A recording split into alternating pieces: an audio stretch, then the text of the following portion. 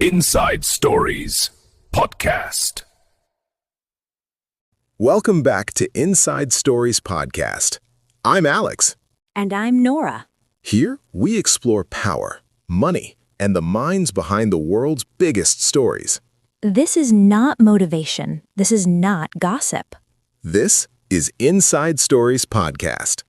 Oh, let's dive in. We are starting this deep dive with a number that is, frankly, it's shocking no matter how many times you hear it. Right. It's a number that almost forces you to recalibrate your entire understanding of capital. $118 billion. Wow.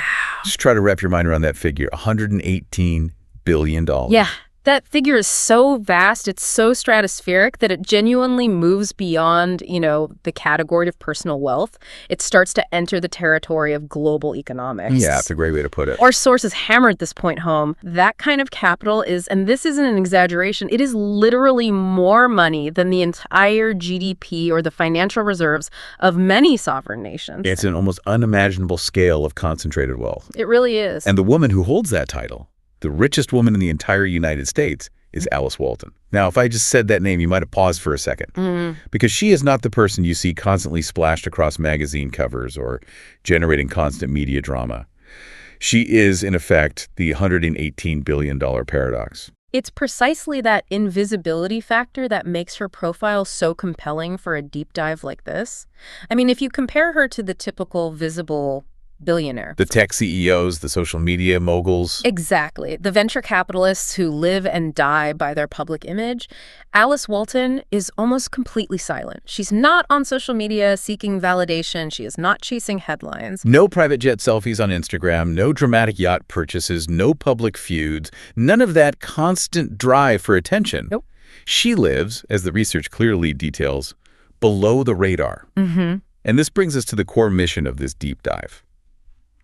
How do you achieve and sustain that level of capital, the highest in the country for a woman, without ever creating a massive tech company, without inventing the next big thing, and without the constant public relations drive we associate with modern success? That quiet strategy, the mechanism beneath the inheritance is what we're focused on dissecting. Right. We are not just marveling at the number. We're here to analyze the disciplined, intelligent choices she made to turn an extraordinary head start into something truly legendary over decades. We want to understand the why and the how. So let's provide the necessary context first. Good idea. Alice Walton is 75 years old. Her father was Sam Walton, the founder of Walmart, which is described in our background material as the biggest retail company in the world. And that's not a small point. This isn't a small regional enterprise. This is a global economic engine. Exactly. So her source of wealth fundamentally is undeniable. It's an inheritance, a massive allocation of Walmart stock. Right. But, and this is the crucial distinction our sources make, if we simply dismiss her story as lucky inheritance, we miss the point entirely. We really do. So many people inherit wealth, Yeah. and history is just littered with examples of fortunes being squandered or mismanaged or just diluted within a generation or two. It's the choices made after the initial inheritance that are the subject of our analysis. The story is clearly not about passive receiving. Not at all. It's about the smart, quiet choices she made, the intentional strategy she executed. Think of it this way. Receiving the stock was the starting line, but her genius was in successfully driving that priceless high-performance vehicle for 50 years. Through market crashes. Through economic turbulence, family pressures, without crashing it or selling off the most valuable parts. That's the real skill. Exactly. Our mission today is to understand those 7 strategic, quiet choices that turned her starting block into something legendary, and then, most importantly for you, the learner, what universal lessons we can all apply. Right, regardless of our own starting point or, bank account size. We're moving beyond the paradox of her wealth to the practical strategy of her success. So let's begin with the first, and I think perhaps the most difficult decision she ever made. Okay, let's dive into section 1, the deliberate divergence. Yeah. This first choice she made was, it was a monumental act of professional self-determination.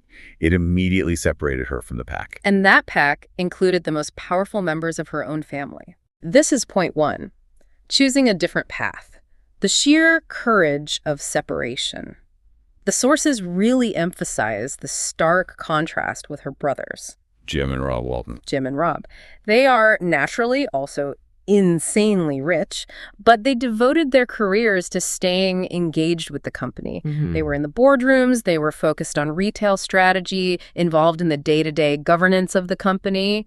They stayed where they were expected to be. And Alice, in response to that immense gravitational pull, essentially said, thanks, but no thanks. Yeah. She stepped away from the family business early on. She was not interested in boardrooms or supply chain optimization. She wanted to do her own thing. We can't overstate how difficult this decision must have been. I mean, saying I want to do my own thing sounds easy, right? It does. But doing it when your name is synonymous with the biggest retail company on the planet, a company built by your father, that's an act of extreme resistance. Imagine the pressure, both implied and explicit. The sheer expectation to contribute, to maintain the legacy, to take what people see as your rightful seat on the board. It's enormous. The family name carries the weight of a multi-billion-dollar empire, and she chose to walk away from that structure and those expectations. That requires an almost unique brand of professional courage.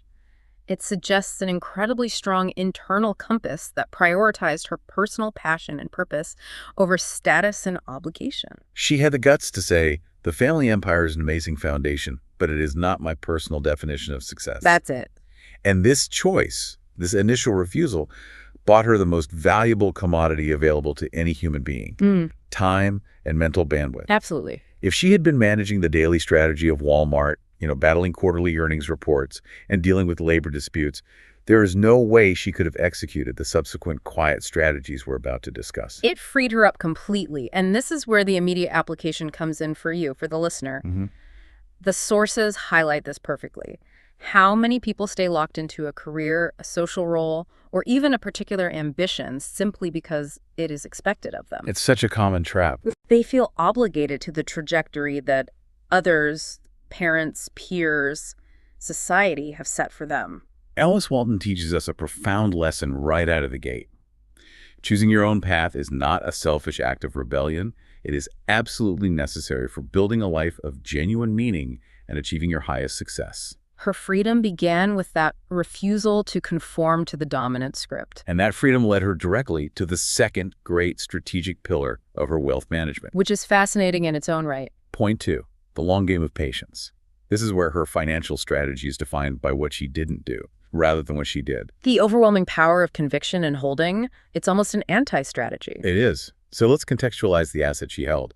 She owns approximately 0.5% of Walmart, 0.5%. When you hear that, it sounds modest, in relative terms. Oh, only 0.5%. Right, but again, the scale is everything. Everything. Walmart is valued at over $600 billion. So that 0.5% translates into tens of billions of dollars. And the defining, crucial strategy, the one that sustained and grew that legendary fortune over 5 decades, is brutally simple. She never sold her shares. Never. That means she maintained that holding through every recession, every corporate scandal, every shift in consumer behavior, and the rise of massive competitors like Amazon. Think about that. Financial markets are, by their very nature, rife with noise and volatility and temptation. All the time. The sources make it clear she maintained this commitment even when the stock dipped significantly, even when pundits questioned Walmart's future trajectory, suggesting it was an outdated model. And that's where patience transcends being a mere virtue and becomes a high-level financial strategy. It really does. The moment the stock market turns bearish, what is the impulse? Panic. Panic. Even sophisticated investors feel the urge to sell, to secure the assets, to diversify aggressively, or just to react to the short-term market noise. She resisted that noise, not just for a few years, but for decades. What she demonstrated was an unwavering, almost religious belief in the long-term underlying value of that asset. Her fortune wasn't built on savvy trading or timing the market or short-term sales. No. It was built on patience, conviction, and allowing compounding interest to work its magic over a generational timescale. This is the definition of strategic inaction, the choice not to react. And if we apply that beyond the stock market, the lesson is so universal. Think about a challenging creative project or learning a difficult skill or even training for that marathon. You hit the dip, the moment of burnout, frustration, or doubt. And that is exactly when most people give up. Right when it gets hard. They abandon the goal, just before they achieve proficiency, just before the compound effect starts to kick in. Alice Walton's strategy is a powerful instruction manual for life. Step 1 is the deliberate divergence, cutting out the noise that doesn't serve you. And step 2. Step 2 is protecting that chosen asset or girl by exercising extreme patience and ignoring short-term fear, avoiding that common mistake of panicking and giving up too soon. It's fascinating because we are constantly bombarded with stories of the brilliant acquisition or the perfectly timed market entry. For Alice Walton, the genius was simply in the strategic inaction. She held the line when the world told her to move. That perfect pivot from strategic inaction brings us smoothly into section 2, which focuses on the results of that patience: privacy, focus, and the creation of meaning. And this is where her divergence becomes really unique among the ultra-rich. Point 3 is about the superpower of living below the radar. We talked about the sheer scale of the wealth, $118 billion. Right. That kind of money is usually a magnet for intense scrutiny, for public validation, and the need to maintain an image of success. And we see that performance constantly with the highly visible elite. The sources vividly describe the phenomenon we are all familiar with. Private jets on Instagram. Yachts, lavish parties, public drama. Their success requires a constant, exhausting performance for the public eye. Alice Walton's lifestyle, conversely, is defined by extreme privacy. She lives quietly in Texas, and we hear about her almost never. And this isn't just a personal preference for introversion. This is a profound strategic advantage and a massive energy management system. Think about the implication of that privacy. If you are not trying to impress anyone, if you are not managing a public narrative, if you are not consumed by the demands of being a celebrity or a media figure— where does all that conserved energy go? Exactly. It goes into focused, intentional action. When you operate without the constant feedback loop of public opinion, you are liberated to make rational, long-term decisions based purely on internal conviction. You avoid the pressure to chase trends or make splashy, expensive moves just for the sake of public approval. It's the ultimate tax avoidance scheme, avoiding the attention tax. The drama, the social maneuvering, the maintenance of a public profile, the constant defense of your choices. That is incredibly exhausting, time-consuming labor. It's a full-time job. And Alice simply avoided that entire economy of attention and redirected that energy toward her passion. Now, we should introduce a necessary caveat here, as the sources implicitly suggest. While privacy is a superpower, it's a superpower enabled by privilege. It is easier to live below the radar when you have billions protecting you, and when your wealth engine, that Walmart stock, doesn't require your public face to function. That's a very fair point. If you are an activist entrepreneur, public visibility is part of the job. Right. Absolutely, the context matters. But the lesson for the learner remains powerful. Yeah. Real success does not need to be loud. Silence, for Alice, proved to be an indispensable strategic asset that allowed her to detach from the noise and pursue her true purpose. Which leads us directly to the creation of meaning. Exactly. Point 4. Obsession with art and building a legacy of access. This is the positive, proactive outcome of her financial patience and personal privacy. She didn't just hoard the money or consume it. She used it to build something personal, permanent, and culturally significant. The research highlights that this wasn't just a casual interest. She is obsessed with art. Her concrete, lasting achievement is the Crystal Bridges Museum of American Art, which she opened in 2011. The geographical choice here is incredibly significant. She didn't establish it in New York or London or Los Angeles, places already saturated with world-class museums. She built it in Bentonville, Arkansas. The state where she grew up and, critically, the location of Walmart's headquarters. By doing this, she tied her personal passion directly back to the geographic roots of the family wealth. And created an opportunity for cultural access in a region often overlooked by the art world. It's an act of cultural repatriation in a way. And we absolutely must emphasize the scale and the purpose of this investment. It's huge. She poured hundreds of millions of her own money into its creation, its curation, its endowment. This was a monumental act of capital allocation directed not at increasing her own comfort, but at a sustained civic contribution. And here's the most powerful part of the why, for me at least. She wanted to share art with regular people, not just the elite. And she backed that belief with action. She backed it by making general admission to the museum completely free to the public. That is an ongoing philanthropic commitment that guarantees accessibility for millions year after year. This choice fundamentally defines her legacy more than any dividend payment ever could. I agree. She could have bought entire private islands, built 40 mansions globally, or amassed a priceless private collection to be viewed by only a handful of guests.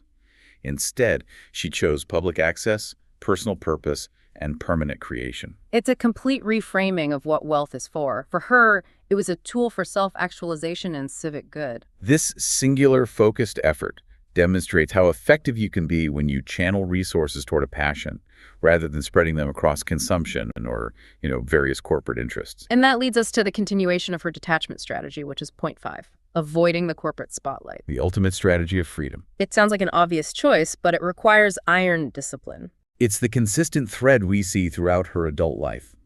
She deliberately stayed out of the corporate drama. The sources emphasize this again and again. No board meetings, no public statements. Her primary interaction with the world's biggest retailer was clean, simple, and transactional. She just collected dividends and did her own thing. So she remained a financial participant, but an emotional and political non-participant. And this quiet approach is described as genius because it secured maximum personal freedom.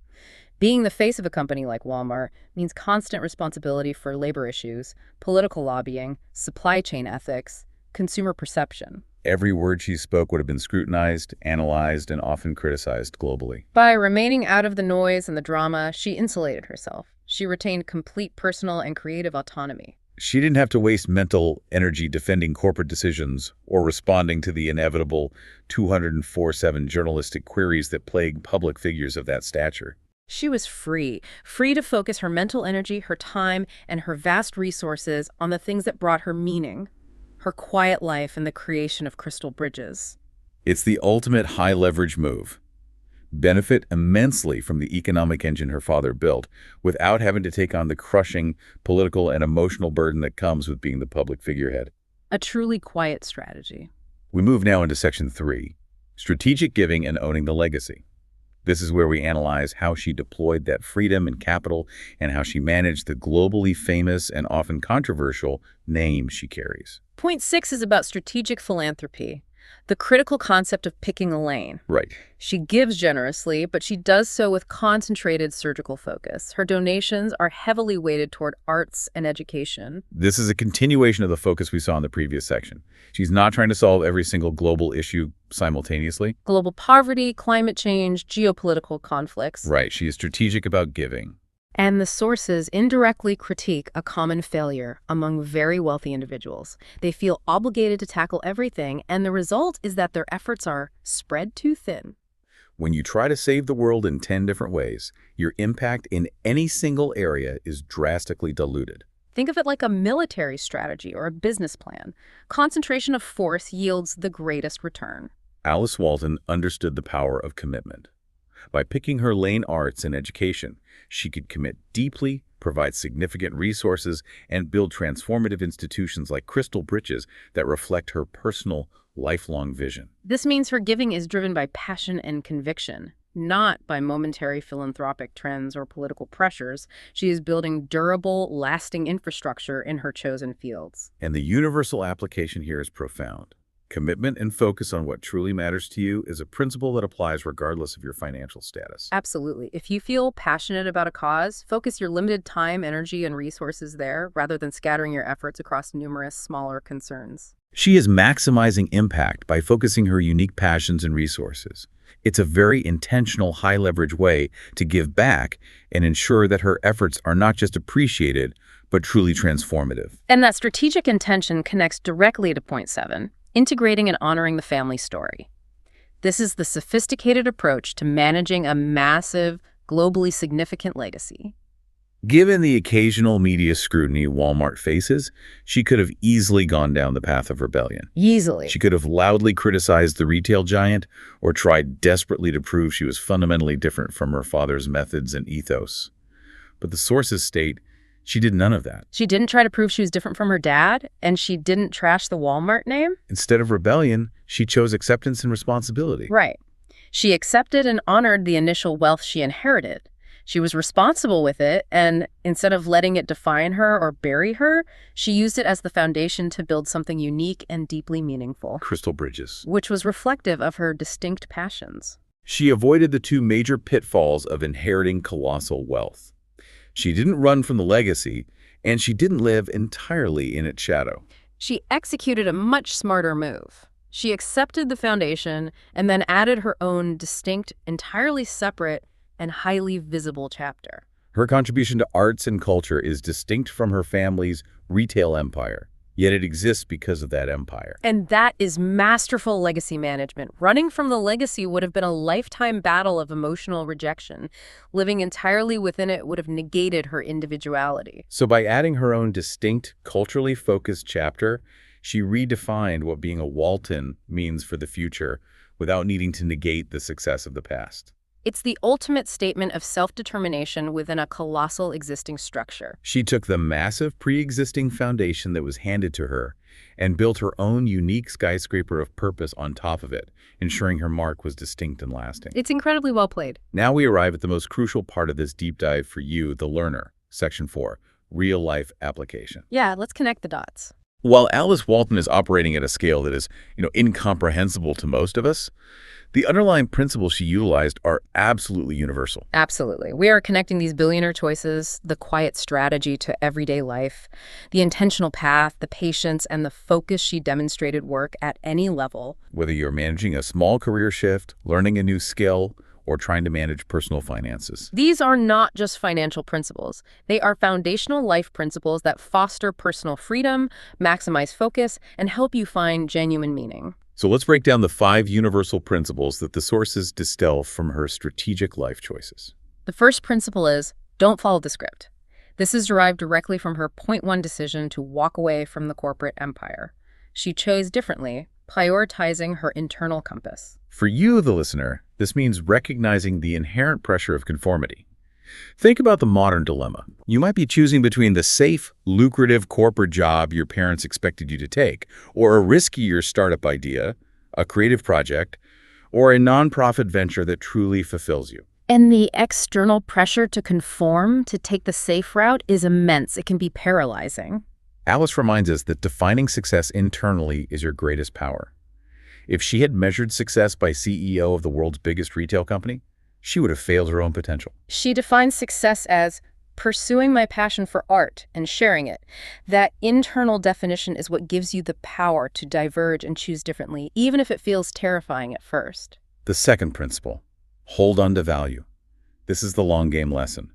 Her refusal to sell the shares through market turbulence. She kept her core asset through thick and thin. So we apply this to our own long-term commitments. What are your valuable assets? Maybe it's a specialized niche skill you've spent years developing. Or a crucial trustworthy relationship, a long-term goal that requires compounding effort. The modern world is just engineered for short-term gratification, tempting you constantly to cash out, abandon, or panic. Think about training for a marathon. At mile 18, when your body is screaming at you, the value of all the training feels completely non-existent. But you hold the line. True growth, whether in a portfolio, a skill, or a personal relationship, happens during those difficult dips, not just during the easy peaks. The lesson is simple but hard. Don't give up what is truly valuable too soon. The third principle is the superpower of staying out of the noise. Her privacy strategy. Alice lived quietly, no drama, no need for constant validation or attention. We are all participating in the attention economy. Every action, almost every thought is monetized and requires a performance. Alice's life proves that attention-seeking is a severe tax on success and focus. Every moment spent managing your public perception is a moment taken away from focused creation. Adopting the superpower means cultivating a high degree of discretion. You don't need to post your goals on social media. You don't need external cheerleaders to start a new venture. When you move quietly, you gain incredible leverage, focus, and most importantly, freedom from the constant chorus of opinions and demands that can derail thoughtful, long-term decisions. Silence provides an indispensable buffer. The fourth principle is profoundly important for finding satisfaction. Build something meaningful. This is Crystal Bridges. She didn't just consume her wealth, she directed it toward a lasting purpose that reflected her soul. And this highlights the critical distinction between consumption and creation. Alice built a museum that meant something to her and provided cultural access to her community. For you, the listener, this translates to actively creating something that reflects your deepest values, something that will outlive your immediate personal needs. And it absolutely does not have to be a multi-million-dollar art museum. Not at all. It could be mastering a difficult craft, building a robust community organization, mentoring the next generation, writing the book you've always wanted to read, or establishing a profound, meaningful tradition with your family. The scale is irrelevant. The meaning is everything. Were you a passive consumer of your life or an active creator? That's the question. And finally, the fifth principle: own your story. Alice didn't reject the monumental legacy of Walmart even when it was scrutinized. She accepted her starting point, the financial foundation, and used it with purpose. We all have a starting point, a specific background, a family history, a unique set of constraints, privileges, or circumstances. And the error most people make is trying to either completely reject that starting point out of rebellion or shame, or conversely, allowing it to define and limit them entirely. The strength of Alice's approach was integration and transformation. She took the foundation, the wealth, and the name, and infused it with her distinct purpose: public access to art. You have to view your story, whatever it is, as the fuel for your next chapter, not as the final destination or a prison. You accept your unique circumstances, and then you add your own distinct, intentional chapter to the existing narrative. It's the ultimate form of self-determination. You use what you were given to build what you want. So let's bring this entire complex deep dive together in our final synthesis. The central lesson of this exploration is powerful, and it overturns the common perception of how ultra-wealth is created and sustained. Alice Walton didn't become the richest woman in America by passive receiving or blind luck. She became the richest by making intensely intentional, deeply unconventional choices. Choices regarding her career path, her financial patience, and her personal purpose. She deliberately chose a path outside the expected corporate script. She maintained radical patience and held on to core value through decades of volatility. And she built something meaningful that reflected her unique passion, all while deliberately avoiding the need for public validation or fame. It forces us to step back and redefine what wealth truly is. It's not primarily about the dollars in the bank account. No. Those dollars are simply the quantitative measure of the outcome of a highly disciplined mindset.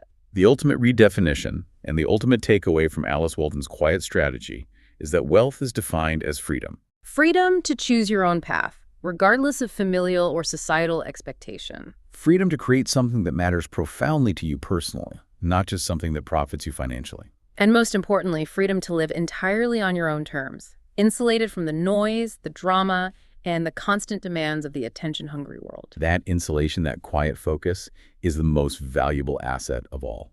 And this kind of transformative wealth, this personal freedom, doesn't actually start with a multi-billion-dollar inheritance or a successful IPO. It starts with a series of deliberate decisions. It starts with the intentional choice to prioritize your internal compass and your personal meaning over every external demand placed upon you. So we leave you with the provocative thought that builds on this entire strategy of quiet genius. What is the one crucial, uncomfortable choice you've been avoiding or holding back on because of external pressure or fear that could fundamentally unlock your own strategic freedom? Start there. If this video got you thinking, hit that like button. Subscribe if you want more stories like this. And drop a comment. See you in the next story.